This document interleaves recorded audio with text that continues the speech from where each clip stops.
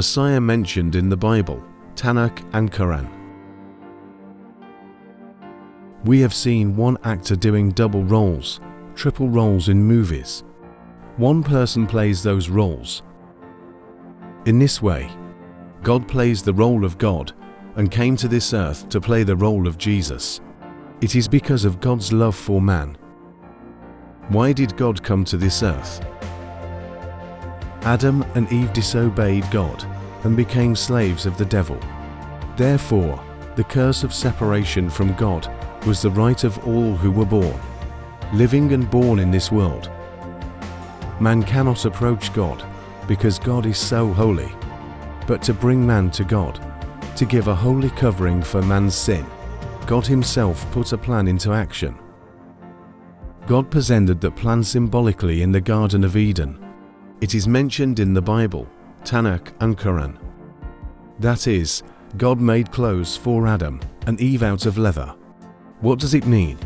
It means that sin requires a sacrifice as a covering. In Genesis 3:21, God made clothes of skin for Adam and Eve. The Quran also mentions that God gave clothes to Adam and Eve. Sower 7:26. According to the Bible, a life must be dedicated to making clothes from skin. God made a covering for their sin by offering a life. What did it symbolize? That God himself provides a covering for sin through a sacrifice for all mankind. Man drew leaves to cover sin, but God made clothes. God tells us another important revelation. Sin cannot be covered by human strength. No matter how much good one does, it is all in vain.